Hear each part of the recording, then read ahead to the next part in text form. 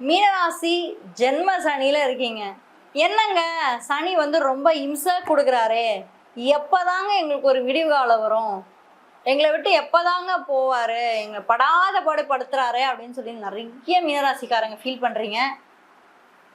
நல்லது நடக்கும் அப்படின்ற ஒரு எண்ணத்தோடய இந்த வீடியோவை நான் ஸ்டார்ட் பண்றேன். சேனலை இன்னும் நீங்க சப்ஸ்கிரைப் பண்ணாமலே பார்த்துட்டு இருந்தீங்க அப்படின்னா மறக்காம சப்ஸ்கிரைப் பண்ணி வச்சுக்கோங்க. கன்சல்டேஷன் வேணும்னு நினைக்கிறவங்க டேரெக்டாக என்னோட அப்பாயின்மெண்ட்ஸை நீங்கள் வந்து புக் பண்ணிக்கலாம். இது டேரெக்ட் 1-on-1 ஃபோன் காலாக தான் இருக்க போது.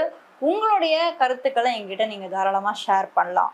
மீனராசியை பொறுத்த வரைக்கும் இந்த ஏப்ரல் மாதத்தில் உங்களுக்கு கரியர் எப்படி இருக்க போகுது, ரிலேஷன்ஷிப் எப்படி இருக்க போகுது, எஜுகேஷன் எப்படி இருக்க போகுது, இந்த 3 விஷயங்களும் உங்களுக்கு எந்த மாதிரி மாற்றங்களை கொடுக்க போகுது அப்படின்றத நம்ம தெரிஞ்சுக்க போகிறோம். இதுல இந்த ஏப்ரல் மாதத்துல கிரக நிலை எப்படி இருக்குன்னு பார்ப்போம். இந்த ராசியில வந்து பாத்தீங்கன்னா சனி அமர்ந்திருக்காரு. கடந்த ஒரு 1.5 வருடமா வந்து பாத்தீங்கன்னா சனி பகவான் உங்க ராசி மேல வந்து அமர்ந்திருக்காரு. அதாவது சொல்ல போனா உங்க மண்டையில வந்து எதையோ ஒரு வெயிட்ட வச்ச மாதிரி இருக்கும். மீனராசியில இருக்கவங்க எல்லாம் அப்படியே குடும்பத்தோட எல்லா பொறுப்புகளையும் நீங்க தான் சுமப்பீங்க.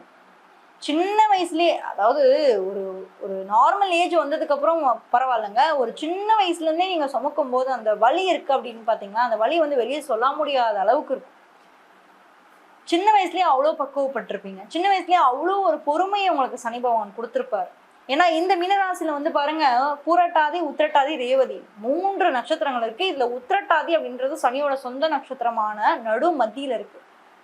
அப்போ சனியோட எல்லா குவாலிட்டியும் நீங்க இங்க இருக்கவங்கள நீங்க பார்க்க முடியும். உழைப்பு, எந்த ஒரு விஷயத்துல நிதானம், பொறுமையை கடைப்பிடிக்கிறது, வாழ்க்கையில அடுத்தவங்களுக்கு ஹெல்ப் பண்ணியே ஏமாறுறது.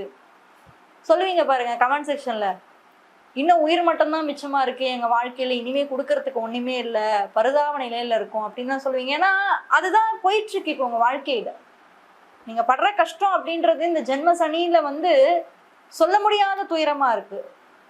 பட் என்ன ஒரு நல்லது அப்படின்னு பாத்தீங்கன்னா, மீனராசியை பொறுத்த வரைக்கும் ராசிநாதனான குரு பகவான் உங்களை வந்து அடுத்த ஒரு 2 மாசத்துல வந்து காப்பாற்ற போறாரு. என்னங்க ஏதோ வாயில சக்கரை போட்ட மாதிரி ஏதோ ஒன்று சொல்றேன்னா அப்படிலாம் கிடையாது. உங்க ராசியில இருந்து 5ஆம் வீட்டுக்கு குரு பகவான் வர போறாரு. எப்ப வர போறாரு?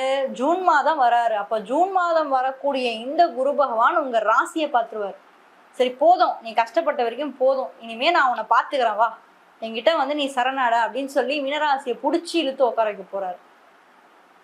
ஸோ அது ஒன்று தான் உங்களுக்கு தெம்பூட்டுற வகையில் இருக்க போகுது.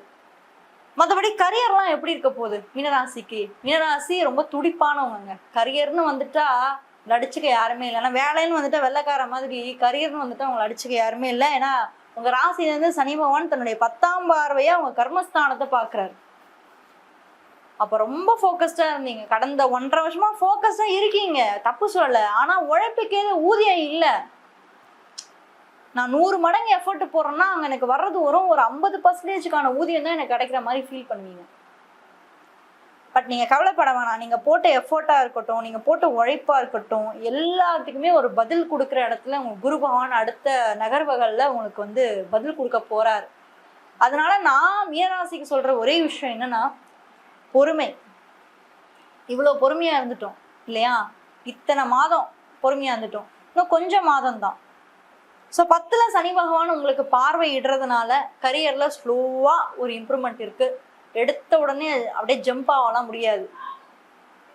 ரியாலிட்டியை நிறைய இடத்துல செக் பண்ணி பார்ப்பார் சனி. ஏன்னா ராசியில வந்து உட்காந்துருக்காருல, மண்டைக்கு மேல வந்திருக்காரு. அந்த எமோஷன்ஸ் இப்போ சனியோட கண்ட்ரோல்ல இருக்கு. இன்னும் குறிப்பா சொல்லணும்னா இந்த உத்திரட்டாதியில பிறந்தவங்களுக்கு அது இன்னுமே இயல்பா நிறையவே இருக்கும். குடும்பத்தோட அந்த பாரமும் சுமப்பீங்க, அட் த சேம் டைம் வந்து உத்தியோகத்துக்கு போனோம், வேலைக்கு போனோம், இப்படி 2 விஷயத்தையுமே நீங்க சுமந்துட்டு இருக்கீங்க. இந்த 2 விஷயம் இருக்கு. அடுத்த ரிலேஷன்ஷிப்ஸ்லாம் எப்படி இருக்க போகுது? மீனராசி இயல்பாவே அதிக காதல் வசப்படக்கூடிய ஒரு ராசிகள்ல மீனராசியும் ஒண்ணுன்னு தான் நான் சொல்லுவேன். துலாம் ஒரு பக்கம் இருந்தாலும் மீனராசி வந்து சுக்கிரனுடைய உச்சம் பெற்ற ஒரு ராசி. ஸோ சுக்கிரனே உங்களுக்கு உங்கள் ராசியில் வந்து உச்சம் பெறறதுனால அந்த ரிலேஷன்ஷிப்ஸ் எப்படி ஹேண்டில் பண்ணணும், ஒரு பார்ட்னருடைய தேவைகளை எப்படி பூர்த்தி பண்ணுறது, இந்த இடத்துல என்ன பண்ணிடும் மீன் அப்படின்னு நீங்கள் பார்த்தீங்கன்னா, தன்னுடைய தேவைகளை விட தன்னுடைய பார்ட்னரோட தேவைகளுக்கு தான் அதிகமான இம்பார்ட்டன்ஸும் முக்கியத்துவமும் கொடுப்பீங்க. அதனால் உங்களுடைய தேவைகளை நீங்கள் மறந்துடுவீங்க.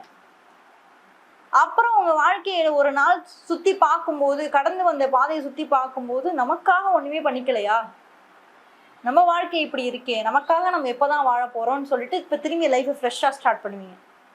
இதுதான் மீனம். அந்த ரிப்பீட்டடா இந்த சைக்கிளை தான் ஃபேஸ் பண்ணிட்டே இருப்பீங்க. பட் அதுவும் நல்லது தானே. நம்மளோட இயல்பான கேரக்டர் எதுக்கு மாத்திக்கணும்? கரெக்டா? மீனத்தோட இயல்பான கேரக்டர் என்னவோ அதுலயே நீங்க இருக்கிறது தான் எனக்கு தெரிஞ்ச சிறப்பு. மொத்தத்துல இந்த ரிலேஷன்ஷிப் வைஸ் நீங்க பாத்தீங்கன்னா மேரேஜ்க்கான பாசிபிலிட்டிஸ்லாம் எப்படி இருக்கு இந்த மாதம் வந்து பாருங்க. மேரேஜ் ரிலேஷன்ஷிப்ஸா இருக்கட்டும், இல்ல வந்து உங்களுக்கு குருபலம், ஏன்னா குருபலத்தை வச்சுதான் உங்களுக்கு வந்து இந்த, ஏன்னா மாத பலன் தான் நம்ம கொடுத்துட்டு இருக்கோம். இப்போ நம்ம மாத பலன் நம்ம பார்த்துட்டு இருக்கிறதுனால மெயினாக நம்ம குருவை வச்சோம், சுக்கிரனை வச்சோம், சூரியனை வச்சோம் தான் அந்த அமைப்பில் தான் நமக்கு எப்படி இருக்கும், ரிலேஷன்ஷிப்பாக இருக்கட்டும் இல்லை மேரேஜாக இருக்கட்டும், இதெல்லாம் அமைப்பு எப்படி இருக்கும்னு இந்த கிரகங்கள் வச்சு தான் நம்ம பார்ப்போம். அப்போது குரு பகவான் அடுத்த கட்ட நகர்வுகள் எங்கே வராரு? உச்சம் பெறுறாரு இல்லையா? 5ஆம் பாவத்துக்கு வந்து உச்சம் பெறுறாரு. ராசிக்கு 5. ஸோ ராசிக்கு 5ஆம் இடத்துல ரெடியாக இருங்க. நிறைய பேருக்கு லவ் மேரேஜ் தான். விருப்பப்பட்ட ஒருத்தரை தான் திருமணம் பண்ணக்கூடிய பாக்கியம் மீனராசிக்கு தான் ஏற்படுது. அதாவது காதல்ல பல சோதனைகளை கடந்து வந்தவங்க நீங்க தாங்க. என்னதான் நீங்க இன்னும் கடந்து வரல, எல்லாத்தையும் பார்த்தாச்சு. ஏன்னா இது காலச்சக்கரத்துக்கு 12வது ராசி, மோட்சத்துக்கு உண்டான ராசி. போதும் அப்படின்றதுதான் மோட்சம். அப்போ மோட்சத்துக்கே உண்டான ஒரு ராசி குரு பகவான் உங்களுடைய ராசியை நீங்க பாக்குறதுனால உங்க லைஃப்ல உங்க பார்ட்னருக்காக வாழக்கூடிய ஒரு ராசியா தான் நான் பாக்குறேன். அதாவது இயல்பாவே அதுதான் ஒரு சாக்ரிஃபைஸ் பண்ணக்கூடிய ஒரு ராசியா நான் பாக்குறேன். அடுத்து படிப்பு சார்ந்த விஷயங்கள் எல்லாம் எப்படி இருக்கும்? ஹையர் ஸ்டடீஸ் பண்ணலாமா? வெளிநாட்டு வாழ்க்கைக்கு எனக்கு ஏதாவது இருக்கா? தடையா இருக்கே, என்ன பண்ணலாம்? இல்ல பெற்றோர்கள் வந்து இந்த வீடியோ பார்த்துருக்கீங்க, குழந்தை ரொம்ப இதுவா இருக்கு, எதுவுமே என்னால பண்ண முடியலன்னா உங்களுக்கு குரு பலம் வருது. அதாவது குரு பலன்னு சொல்றதை விட படிப்புக்கும் திருமணத்துக்கும் நம்ம குரு பலம் என்ன பார்க்கணும். அந்த வகையில 5ஆம் இடத்துல வரக்கூடிய இந்த குரு பகவான் உங்க ராசியை பார்க்கிறார். மே மாதத்துக்கு மேல உங்க ராசியை பார்க்கும்போது தடைகளை நிச்சயமாக தவிர்த்தெறிவார். ஒரு வாக்கியம் ஒண்ணு சொல்லுவாங்க இல்லைங்களா, குரு அருள் இல்லையனே திருவருள் இல்லை. நீங்களே குரு தான். அப்ப பேரண்ட்ஸோட சப்போர்ட் உங்களுக்கு வந்து இந்த மாதம் இருக்கும். ஏப்ரல் மாதத்தை பொறுத்த வரைக்கும் பேரண்ட்ஸோட சப்போர்ட் இருக்கும். நீங்க வந்து தெளிவான ஒரு முடிவு எடுப்பீங்க. குரு பகவானா அடிக்கடி நீங்க வணங்குறதுனால உங்களுக்கான பாசிட்டிவான விஷயங்கள் வந்து உங்க லைஃப்ல நடக்க ஆரம்பிக்கும். அண்ட் கும்பராசி பத்தி தெரிஞ்சுக்கணும்னா இந்த வீடியோல ஃபர்ஸ்ட் கமெண்ட்ல ஃபர்ஸ்ட் லிங்க்ல கொடுத்துருக்கேன், மறக்காம அதையும் போய் செக் பண்ணுங்க. யாராவது ஒரு ஃப்ரெண்டுக்கு இந்த வீடியோவை ஷேர் பண்ணி ஹெல்ப் பண்ணால் நல்லா இருக்கும் அப்படின்னு நினைச்சீங்கன்னா அவங்களுக்கும் இந்த வீடியோ ஷேர் பண்ணி ஹெல்ப் பண்ணுங்க. தேங்க்யூ.